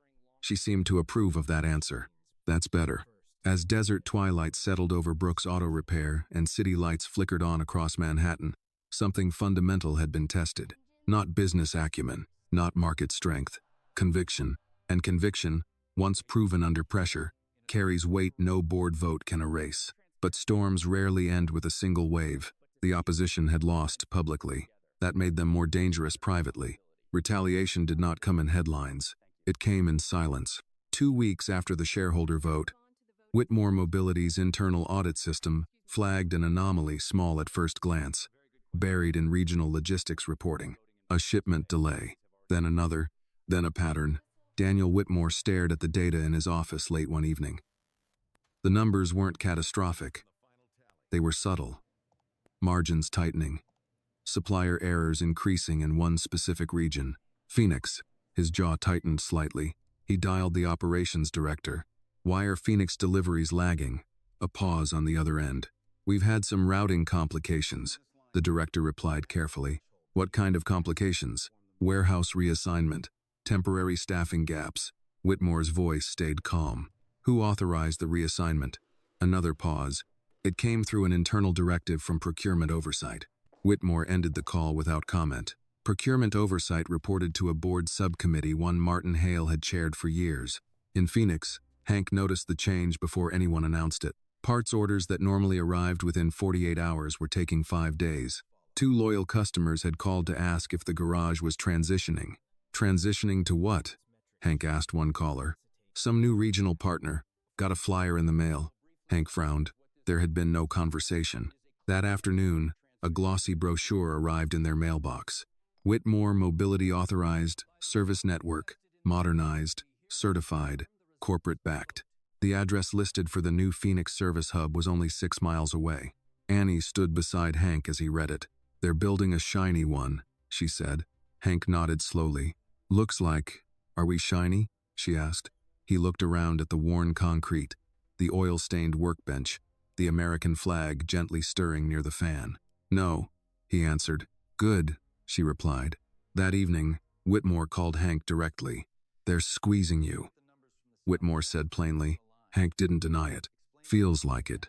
They're diverting supply priority to the new corporate hub. Why? Whitmore exhaled. Because they can't remove me publicly anymore. So they'll try to weaken what strengthened me. Silence stretched across the line. You want me to fight? Hank asked. Whitmore considered carefully. No. You sure? Yes. Keep doing what you're doing. That enough? Whitmore's voice softened slightly. It has been so far. The corporate service hub opened with banners and catered food. News outlets covered it as an expansion success story. Modern glass frontage. Uniformed technicians. Complimentary espresso. Customers were offered promotional discounts for switching from independent service providers. The message wasn't explicit, but it was clear. In the weeks that followed, Brook's Auto Repair saw a slight dip in new inquiries. Not catastrophic, but noticeable. Annie watched quietly. One afternoon, she stood near the open bay as a longtime customer, Mrs. Alvarez, pulled in. They offered me a free inspection over there, Mrs. Alvarez admitted gently as she stepped out of her car. You going? Annie asked. Mrs. Alvarez looked at Hank. I thought about it. Hank wiped his hands calmly. No hard feelings if you do. Mrs. Alvarez studied him. You'd let me? Course. She looked toward the sleek building visible in the distance, then back at the familiar garage. I don't need espresso, she said firmly. I need someone who tells me the truth. She handed Hank her keys. Across town, the corporate hub manager filed weekly performance reports. Initial customer traffic, strong. Conversion rate, moderate. Local resistance, unexpected. In Manhattan, Whitmore received both sets of reports. He didn't intervene immediately. He watched. Sabotage through competition required one thing: fear. And fear required insecurity. 3 weeks into the rollout, a different anomaly appeared in the system. Customer satisfaction surveys from the new hub showed a pattern. Efficient, professional, impersonal. One comment stood out. They replaced parts that didn't need replacing. Whitmore leaned back in his chair. There it was. Pressure to outperform had created shortcuts. He scheduled an unannounced visit. The corporate hub buzzed with clean efficiency when he arrived. The manager nearly froze upon seeing him. Sir, this is unexpected. That's the point, Whitmore replied calmly. He walked through each bay slowly, watched technicians interact, listened. At one station, he observed a mechanic recommending a full assembly replacement for a minor calibration issue. Whitmore stepped closer. Why full replacement? The technician hesitated. It's faster. For whom? Whitmore asked quietly. The room grew still. Later that evening, he requested internal audit on the Phoenix hub. Not public, not dramatic. Precise. Back at Brook's Auto Repair, Annie sat on the hood of Hank's truck again, watching dusk settle. You think they'll stop? She asked. No, Hank answered honestly. Why? Because pride don't like being corrected. Annie nodded thoughtfully. But truth doesn't like being buried. Hank smiled faintly. No, it don't. In Manhattan, preliminary audit findings confirmed what Whitmore suspected. Overservicing, inflated part replacements, performance metrics prioritized over necessity. Nothing illegal, but ethically compromised. He forwarded the report directly to the board. No commentary, just data. Martin Hale called him within the hour. You're escalating, Hale said coolly. Whitmore's tone remained even. I'm correcting. You're humiliating regional leadership. I'm protecting customers. Silence. This ends one way, Hale said finally. Yes, Whitmore replied calmly. With alignment. In Phoenix, Word spread quietly. A few customers who had tried the corporate hub returned. They fixed things that weren't broken. One man muttered. Hank didn't gloat. He simply nodded. Annie leaned toward him and whispered, "Engines whisper first." Hank squeezed her shoulder gently. Across cities and boardrooms, something subtle was happening. The retaliation had exposed motive. And motive, once exposed, weakened its own strategy. The opposition had tried to undermine through pressure. Instead, they revealed impatience. But impatience under scrutiny rarely retreats quietly. The next move would not target business. It would target reputation. The attack began on a Tuesday morning, not with shouting, not with lawsuits, with an article. Whitmore's Arizona influence. Ethical reform or strategic exploitation? Daniel Whitmore read the headline without blinking. The piece did not accuse him of fraud. It did not question financial performance. It questioned motive. According to unnamed sources, Whitmore had leveraged a small, minority-owned repair shop in Phoenix for personal brand rehabilitation. The article suggested emotional manipulation, optics over authenticity. A billionaire, using a child's story to shield himself from governance, accountability. The phrasing was careful, not defamatory, just corrosive. By noon, financial commentators were discussing it. Is Whitmore weaponizing sentiment? Has the Phoenix garage become a PR asset? Whitmore closed his office door and sat down slowly. He had expected retaliation. He had not expected it aimed there. His phone vibrated.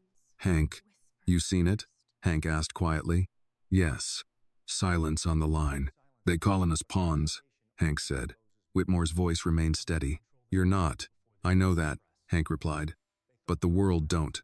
In Phoenix, a different kind of van returned to the curb outside Brook's auto repair. Not a business reporter this time.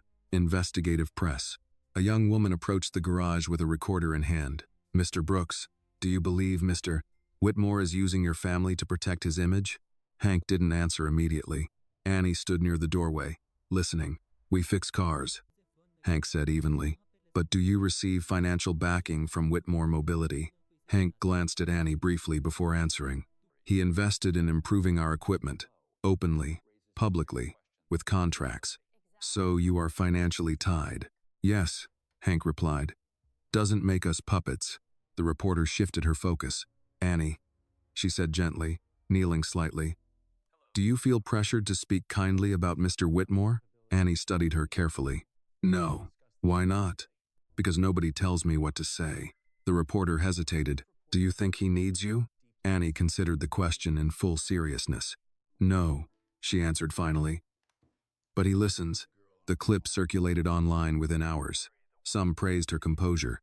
Others questioned whether a child could truly understand corporate influence.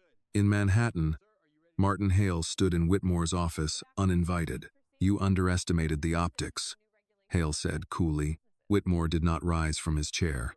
"I didn't create the optics. You participated in them. I participated in correction." Hale's eyes sharpened. "You let yourself become a symbol." Whitmore's voice lowered slightly. "No. I let myself become visible." Hale stepped closer. "The board won't defend you if this narrative hardens." Whitmore met his gaze evenly. "Then they shouldn't." Hale paused. "You'd risk removal again?" "Yes." "For a garage?" Whitmore stood now. "For integrity." Hale searched his face for hesitation. He found none. In Phoenix, the tone shifted subtly over the next few days. Online commentary grew sharper. "Of course the billionaire funds the small shop. Strategic charity. Image laundering." Hank turned off the computer after reading too many comments. Annie sat beside him quietly. "You mad?" she asked. "No." "You hurt?" He considered that carefully. "Maybe a little." She nodded. "Grandpa?" Truth don't get louder when people shout." He looked down at her. "Where'd you hear that?" "You." Hank smiled faintly. "Across the country, Whitmore scheduled a press conference. Not flashy, not defensive, transparent. Reporters gathered in the company auditorium. Whitmore stepped to the podium without notes. "I've been accused of using a family in Phoenix to rehabilitate my image," he began calmly. Cameras clicked. "I want to clarify something." He paused deliberately. "I did not help Brook's auto repair to protect my position." He let the silence sit. "I helped them because they were right." A murmur rippled across the room. "I did not ask for endorsements." I did not script interviews, and I did not expect their story to become symbolic. He looked directly into the cameras. But if integrity becomes symbolic, that says more about the environment than the act. A reporter raised her hand. Did your investment influence their public support? Whitmore shook his head. No. Can you prove that? Whitmore's expression did not change. I don't need to. Another voice followed. Why not divest to eliminate perception of conflict? Whitmore answered evenly. Because that would confirm the accusation. Silence. He stepped back from the podium. I will not withdraw support from honest people to satisfy cynical narratives. He left without taking further questions. In Phoenix, Hank listened to the replay on the radio. Annie stood very still. He didn't leave, she whispered. No, Hank agreed softly. He didn't. Later that evening, Whitmore's phone rang again. This time it wasn't Hank. It was one of the independent board members who had voted against him during the no-confidence session. I misjudged you, the man said quietly. Whitmore didn't respond immediately. You could have distanced yourself. Yes. You didn't. No. A pause. The board will meet tomorrow. Whitmore understood what that meant. Alignment was shifting again. In the desert, twilight settled gently over the garage. No cameras, no interviews, just routine work. Annie drew another chalk picture near the entrance. This one showed a tall building and a small garage side by side. Above them, she drew the same sun. Hank leaned over. What's that mean? Light hits both, she said simply. Across cities and power structures, perception had been weaponized. But perception, when confronted directly, often fractures under scrutiny. The attack on reputation had failed to provoke retreat. Instead, it clarified position. Still, those who lose narrative control rarely surrender entirely. When public doubt doesn't break a leader, private leverage becomes the next tool. The letter arrived by certified mail, not to Whitmore Mobility headquarters, not to Daniel Whitmore's Manhattan office, but to Brook's Auto Repair in Phoenix, Arizona. Hank signed for it with grease still on his fingers. The envelope was thick, embossed with the name of a national law firm, whose reputation alone could intimidate small businesses into compliance. Annie watched quietly as Hank opened it at the workbench. He read the first page slowly, then the second. His jaw did not tighten, his shoulders did not stiffen, but something in the room shifted. What is it? Annie asked softly. Hank folded the letter once before answering. They're claiming trademark confusion. She blinked. What's that? They say our sign Brook's Auto Repair and Custom Services sounds too close to their new Whitmore Certified Service Network. Annie frowned. That don't even sound the same. Hank gave a faint nod. Don't matter. They're saying customers might think we're pretending to be official. Are we? No. She crossed her arms. So why they say that? Hank met her eyes. Because it costs them little to send paper. Costs us a lot to answer it. The letter demanded immediate rebranding, removal of any implied association with Whitmore Mobility, and public clarification that Brook's Auto Repair was not an authorized corporate affiliate despite their open investment partnership. Failure to comply, it warned, could result in litigation for damages and brand dilution. Annie looked at the old wooden sign hanging above the garage door. The paint was chipped, the letters uneven. Her grandmother had hand-lettered it 30 years ago. They want us to take it down? She asked. Hank nodded once. The desert air felt heavier that afternoon. He dialed Whitmore. Daniel answered on the second ring. They sent it, Hank said simply. I know, Whitmore replied. There was no surprise in his voice. They CC'd corporate counsel. Silence stretched for a moment. You involved? Hank asked. No, Hank believed him. They're trying to sever visible ties, Whitmore continued. If they can isolate you, they weaken me. Annie stepped closer, listening. What do we do? Hank asked. Whitmore's answer came without hesitation. You don't take the sign down. Hank exhaled slowly. You understand the cost? Yes. And if we lose? Whitmore's voice softened, but did not waver. You won't. In Manhattan, Whitmore walked into the legal department unannounced. He placed a copy of the letter on the conference table. Who authorized this? He asked calmly. No one answered immediately. Finally, a senior counsel spoke. It originated from external brand advisory. Under whose direction? Another pause. Board liaison committee.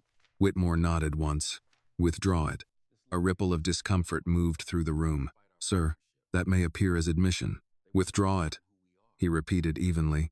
Hours later, Martin Hale stood once again in Whitmore's office. "You're overstepping," Hale said. Whitmore remained seated. "No, I'm correcting." The letter was a protective measure. It was intimidation. It was legal positioning. It was leverage against a family. Whitmore replied quietly. Hale's expression cooled. "You're emotional." Whitmore stood now. "No, I'm aligned." The two men held each other's gaze. "You can't shield them forever," Hale said. Whitmore's voice lowered. "I don't need to." In Phoenix, word spread quickly through the neighborhood. Mrs. Alvarez brought over homemade empanadas. Mr. Thompson, from 2 streets over, offered to repaint the sign if needed. Danny Rodriguez, a retired mechanic who had known Hank for decades, showed up without being asked. "They suing you?" Danny asked bluntly. "Trying," Hank replied. Danny spat lightly into the dust. "Over a sign? Over control." That evening, the local community center hosted an impromptu gathering. Not a protest, not a rally, just neighbors. Annie sat beside her grandmother, listening as people spoke one by one. "They fixed my truck when I couldn't afford it. They stayed late when my daughter's car broke down. They tell the truth. No speeches. No slogans. Just testimony." Hank stood at the front, hat in his hands. "We ain't looking for a fight," he said calmly. "But we ain't taking down that sign." Applause filled the modest room. Across the country, Whitmore received a scanned photo of the gathering. He studied it quietly. Ordinary folding chairs, fluorescent lights, unpolished loyalty. He forwarded the image to the board with one line. "This is what you attempted to pressure." By morning, the legal letter was formally withdrawn. No public apology, no admission. Just a quiet notice that the claim had been reevaluated. In Phoenix, Annie stood beneath the old wooden sign and looked up at it. "They blinked," she said. Hank smiled faintly. "Looks that way." "Why?" "Because some fights cost more than they're worth." She thought about that carefully. "Or because truth don't scare easy." Hank rested a hand gently on her shoulder. "Maybe both." In Manhattan, Martin Hale sat alone in the boardroom long after others had left. The legal maneuver had failed. The acquisition attempt had failed. The reputation attack had failed. Each escalation had only strengthened Whitmore's public footing. Hale understood something now. This was no longer about removing a CEO. It was about redefining control. And control, when threatened repeatedly, eventually chooses its final card. Not pressure, not persuasion, exposure. The next move would not target business. It would not target reputation. It would target the past. The story broke on a Tuesday morning. Not in Phoenix. Not even in Manhattan. It surfaced on a financial blog based out of Chicago. The kind of outlet that specialized in corporate transparency and anonymous leaks. The headline was clinical, almost polite. Whitmore Mobility CEO's early venture tied to controversial plant closure. By noon, it was everywhere. Daniel Whitmore sat in his office, the skyline behind him blurred by late autumn rain. As his communications director read aloud from a tablet, "They're referencing Ridgeway Components, Ohio, 22 years ago, claiming you were on the advisory board when the plant was shut down." Whitmore did not interrupt. "They're implying you supported outsourcing that eliminated 600 jobs." Silence lingered after she finished. "Did you?" she asked quietly. Whitmore leaned back in his chair. "Yes," he said. The word did not shake, but it carried weight. In Phoenix, Annie was helping her grandmother fold laundry when Hank's old radio crackled with the midday news bulletin. Questions surrounding Whitmore's leadership have resurfaced following recent board tensions. Annie paused mid-fold. She knew that name, knew that voice. Her grandmother lowered the volume slowly. "Sometimes," she said gently, "when you stand for something, folks go digging." Annie didn't fully understand, but she felt something shift. Back in Manhattan, Martin Hale stood before a small group of shareholders in a private conference suite. He did not smile. He did not gloat. He simply distributed printed copies of the article. "Leadership," he said evenly, "requires consistency." One investor frowned. "This is decades old.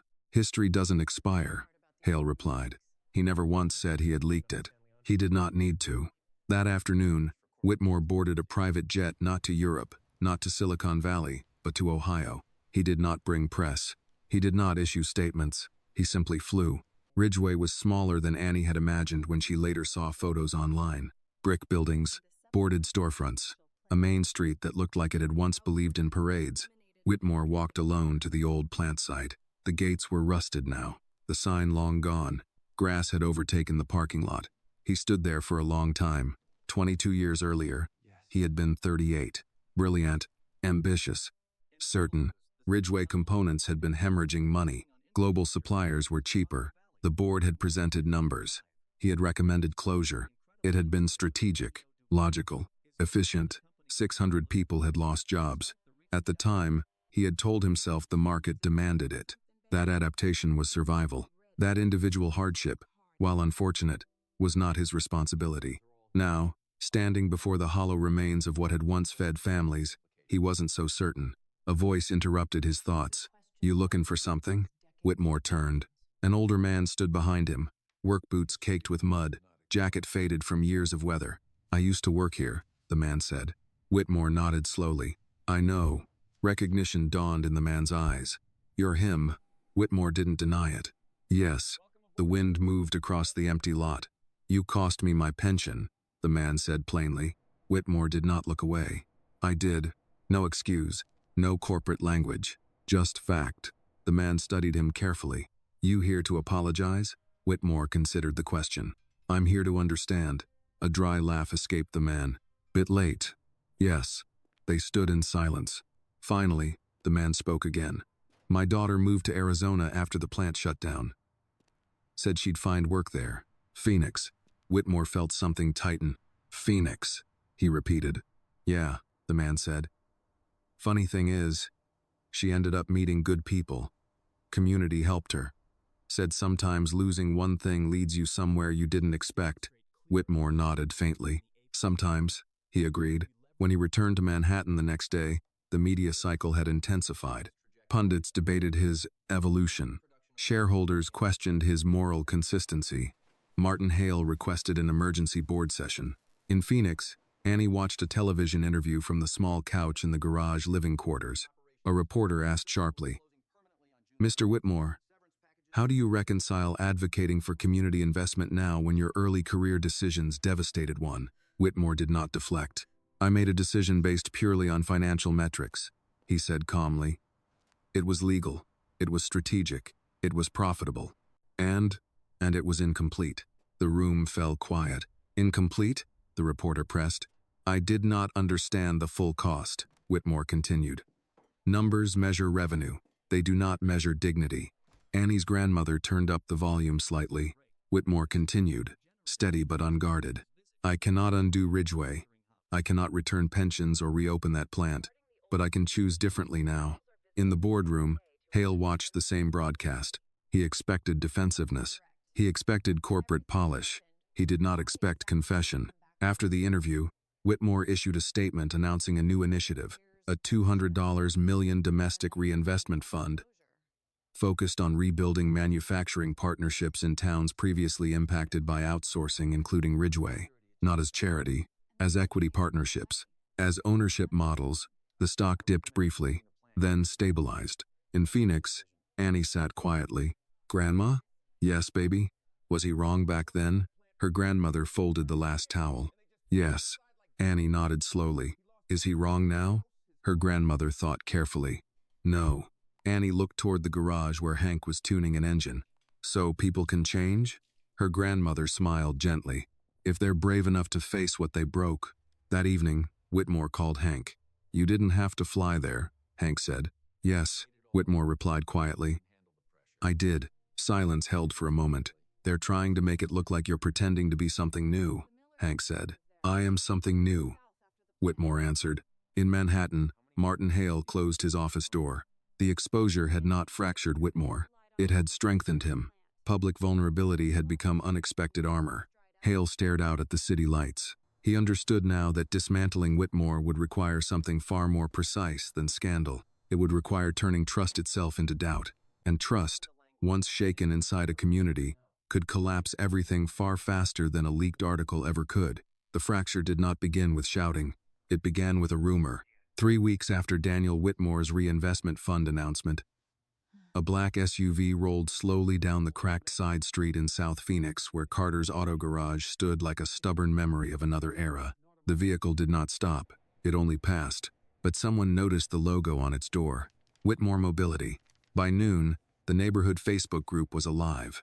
They're buying up small shops. Corporate takeover coming. First Ridgeway, now us. Hank first heard about it from Pastor Lewis, who stopped by mid-afternoon with a concerned crease between his brows. You planning to sell? The pastor asked gently. Hank wiped his hands on a rag. Sell what? The garage. Hank blinked. Why in heaven's name would I do that? Pastor Lewis hesitated. Folks are saying Whitmore's people have been surveying properties, that once the upgrades are done, ownership transfers. Hank's jaw tightened. That's nonsense. But even as he said it, he felt the old ache of doubt because contracts, once signed, live longer than handshakes. Inside the small living quarters behind the garage, Annie sat at the table coloring when her grandmother's phone buzzed repeatedly. Voices in the kitchen rose, tense, whispered, the kind adults use when they think children aren't listening. Grandma? Annie asked softly. Her grandmother forced a smile. Just grown-up noise, baby. But Annie had learned something from engines. Noise usually meant something underneath. Across the country, Martin Hale reviewed a carefully drafted internal memo. He did not write it. He simply approved its release. The memo outlined a long-term vertical integration strategy, referencing potential acquisition of community-level service providers aligned with Whitmore Mobility infrastructure. It was technical, ambiguous, legally harmless, and devastating in interpretation. Because leaked out of context, it sounded like expansion at the expense of independence. By evening, a local reporter stood outside Carter's garage with a camera crew. Mr. Carter, she called. Can you comment on whether your partnership with Daniel Whitmore includes future sale agreements? Hank stared at the microphone as if it were a snake. There is no sale, he said firmly. This garage belongs to my family. But is there a clause allowing corporate buyout? Hank's voice sharpened. No. Inside, Annie watched from behind the window curtain. She had never seen her grandfather look unsure in front of strangers. He wasn't unsure about the garage. He was unsure about being believed. That night, Whitmore received a call from his communications director. It's spreading fast, she said. Community takeover narrative, Ridgeway comparisons. We need a statement. Whitmore closed his eyes briefly. Did we initiate any property assessments near Carter's? No. Then where did this come from? Silence lingered on the line. We're tracing the leak, she said carefully. Whitmore knew that tone. He had used it himself years ago. Controlled damage, contained uncertainty. The next morning, Hank sat at the small kitchen table. Contract spread before him like an accusation. He read every line again. There was no transfer clause, no hidden option, no corporate backdoor. The renovation agreement was simple. Investment in exchange for public brand partnership and shared community programming. Nothing more.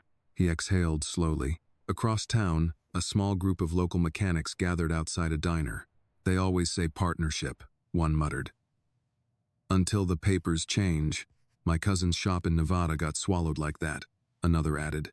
Fear spreads faster than facts. By mid-afternoon, foot traffic at Carter's slowed.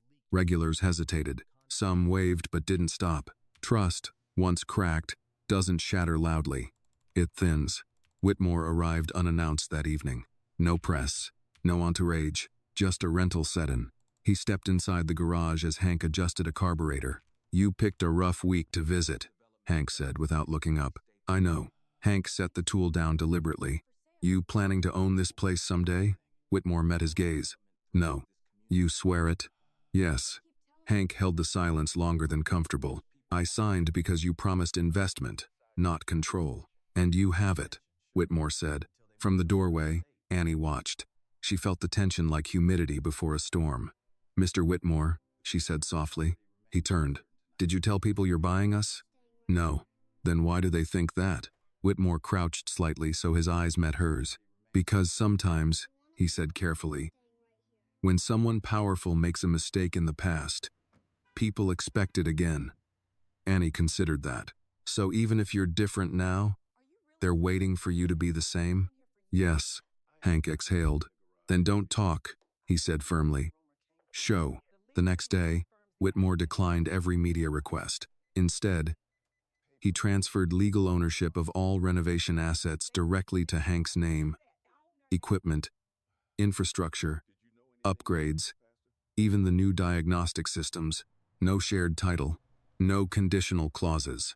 Then he publicly released the full contract, unedited, transparent. Carter's garage remains fully independent, the statement read. Whitmore Mobility holds no acquisition rights. Investment does not equal ownership. The stock dipped slightly, again, but something else shifted. That evening, Pastor Lewis stood at the front of his small church and addressed the congregation. Trust, he said, is not proven by words. It's proven by surrendering control. Hank stood in the back pew. Whitmore sat beside him quietly. The following morning, customers returned. Not all at once, but steadily. Mrs. Alvarez brought tamales as thanks. Mr. Green asked about brake pads like nothing had happened, and Annie sat on an overturned bucket, listening to the familiar rhythm of engines and neighbors. Whitmore stepped outside briefly to take a call. On the other end, Martin Hale spoke calmly. "You handled that well," Hale said. "I told the truth," Whitmore replied. "Transparency can be dangerous. So can secrets." Hale paused. "You're earning loyalty," he observed. Whitmore's voice lowered slightly. "I'm not earning it," he said. "I'm repairing what I broke long before I met them." After the call ended, Whitmore looked back into the garage. Annie was laughing at something her grandfather said. The sound was unguarded. Real. Trust had not shattered, but someone had tried to crack it, and that meant the threat was no longer public. It was strategic. The exposure did not arrive with sirens. It arrived with silence. 2 days after the community stabilized, Whitmore's legal counsel requested a private meeting in Manhattan. The tone in her voice was careful, controlled in a way that meant something had already been confirmed. Whitmore returned from Phoenix that morning. He had left before sunrise, standing quietly for a moment outside Carter's garage while Hank unlocked the doors. "Storm's not over," Hank had said. Whitmore nodded. "I know." In Manhattan, the conference room felt colder than usual. 3 people waited: his general counsel, the head of compliance, and an outside forensic analyst. No small talk, no coffee poured. The analyst turned his laptop around. "We traced the memo leak," he said. On the screen glowed a digital map of internal document access, timestamps, IP logs, authorization chains. The memo had not been hacked. It had been downloaded. Internally. Whitmore leaned forward slightly. "By who?" The cursor circled a name. "Martin Hale." The room held its breath. Whitmore did not blink. "Proof?" he asked calmly. The analyst clicked another window. Email correspondence routed through a private intermediary firm. Metadata linking the anonymous blog submission to a consulting group long associated with Hale's previous ventures. "It's airtight," counsel said quietly. "If we move forward," Whitmore sat back slowly. 20 years of partnership, board battles, strategic disagreements, and now this. "He wanted fracture," Whitmore murmured. "Yes," counsel replied. "Specifically, in Phoenix." Whitmore understood. Undermine his credibility. Disrupt the community investment narrative. Force board reconsideration under the guise of shareholder protection. Hale had not attacked with noise. He had attacked with doubt. That afternoon, Whitmore requested a full board session. Not emergency, not dramatic. Scheduled, formal. Martin Hale arrived precisely on time, composed, unhurried. He took his seat at the long glass table, nodding politely at fellow members. Whitmore entered last. He did not carry notes. He did not project slides. He simply stood at the head of the table. "Before we begin quarterly projections," he said evenly, "there's a matter of internal conduct." Hale's expression did not shift. Whitmore gestured lightly to the analyst, who distributed printed evidence packets.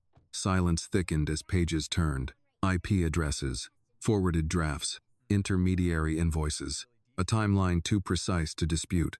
Hale closed his folder slowly. "You're making a serious accusation," he said. Whitmore met his eyes. "No," he replied. "I'm presenting documentation." A board member cleared her throat. "Martin?" Hale remained composed. "This company," he began carefully, "was built on disciplined growth. Strategic advantage. Not sentimental reinvention. Daniel's recent decisions expose us to instability." "So you destabilized us first?" another member asked sharply. Hale's voice tightened. "I acted to protect shareholder value." Whitmore spoke quietly. You acted to regain control. The room stilled. For years, Hale had been the architect behind the scenes, the numbers man, the quiet strategist. He leaned forward now. You are changing the company's direction without consensus, Hale said, investing in emotional narratives instead of market dominance. Whitmore's expression did not harden. It's not emotional to measure full cost, he said. Hale's composure flickered just briefly. You've allowed a 6-year-old garage story to influence a billion-dollar enterprise. Whitmore did not raise his voice. I've allowed conscience to influence it. That word landed heavier than accusation. Conscience. Several board members shifted in their seats. One spoke carefully. Martin, did you leak the memo? Hale did not answer immediately. Silence often protects, but sometimes it condemns. Finally, he said, I facilitated information the public had a right to question. Whitmore nodded once. Then you resign. It was not shouted. It was not theatrical. It was final. The board voted, not unanimously, but decisively.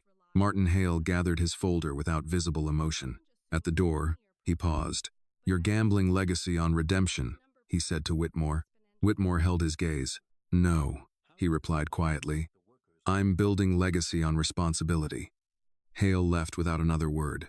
By evening, an internal announcement confirmed his departure, effective immediately due to breach of fiduciary trust. No scandal, no spectacle, just accountability. In Phoenix, Hank closed the garage for the night as Annie finished stacking small wrenches in size order. Grandpa, she asked softly, what happens when someone breaks trust on purpose? Hank leaned against the workbench. They lose the right to hold it, even if they helped build something big. Especially then. Annie considered that. So, being important doesn't mean you're right? Hank smiled faintly. No, ma'am. Being right usually means you're willing to lose something important. Later that evening, Whitmore called. It's done, he said simply.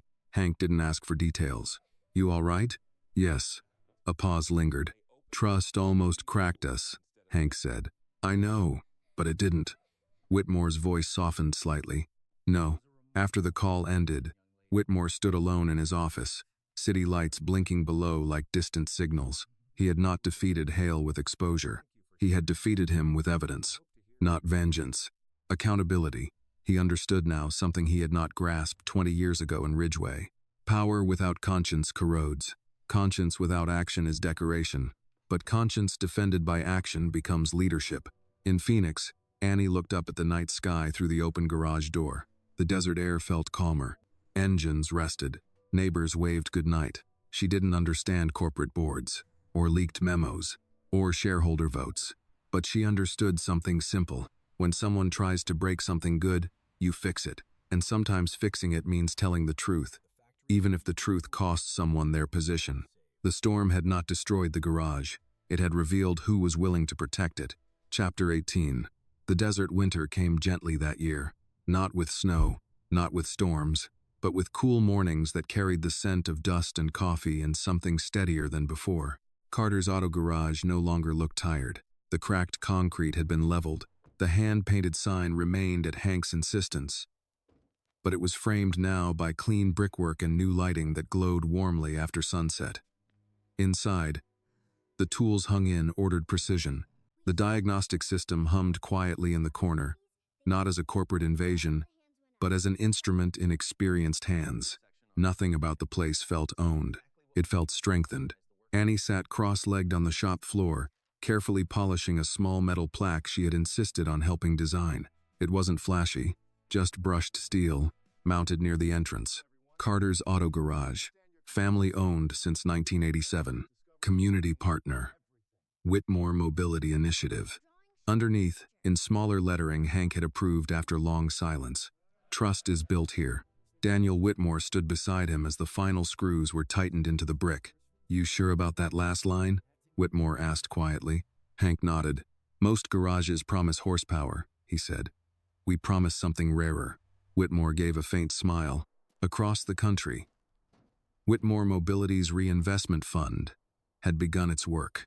Not flashy ribbon cuttings, not photo ops, quiet contracts, shared equity agreements, small town plants reopening under cooperative models.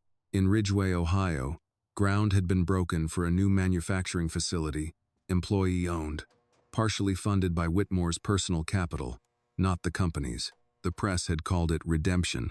Whitmore never used that word. Redemption suggests erasing the past. He had learned you cannot erase it. You can only respond to it. In Phoenix, a modest ceremony had been arranged at the garage one Saturday afternoon. Folding chairs lined the lot. Pastor Lewis offered prayer. Mrs. Alvarez brought enough food for 3 neighborhoods. Even the skeptical mechanics from the diner showed up, leaning against trucks with folded arms that slowly unfolded. Whitmore stood at the front, not behind a podium, just on the pavement. "I made decisions years ago," he began calmly, "that measured success by numbers alone. No defensiveness, no polished rhetoric. Numbers matter," he continued. "But they don't hold doors open for neighbors. They don't teach grandchildren how to use a wrench. They don't carry memory." He paused, glancing toward Annie, who was sitting on an overturned bucket beside her grandfather. "This garage reminded me of that." Hank shifted slightly, uncomfortable with praise. Whitmore continued, "Leadership isn't about never failing. It's about answering for your failures without hiding behind position." The crowd remained quiet, not dazzled, listening. "I cannot change Ridgeway," he said, "but I can choose how Whitmore Mobility behaves from this day forward." Annie looked up at her grandfather. "Grandpa," she whispered, "that's like fixing something instead of pretending it wasn't broken." Hank smiled faintly. "Yes, ma'am."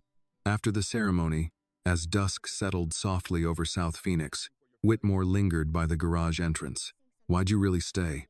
Hank asked him. Whitmore considered the question.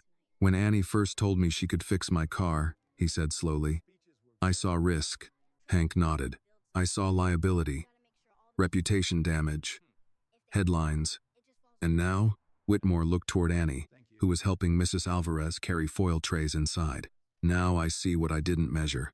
"Which is, potential doesn't come wrapped in credentials," Whitmore said. "Sometimes it's wearing grease-stained overalls." Hank chuckled under his breath. "You almost walked away that first day." "I did walk away. But you came back." Whitmore nodded. "Yes, because somewhere between pride and urgency, between doubt and dusk, he had looked at the sky and realized something simple. Running forward does not mean running right. Sometimes the bravest turn is the one that takes you back."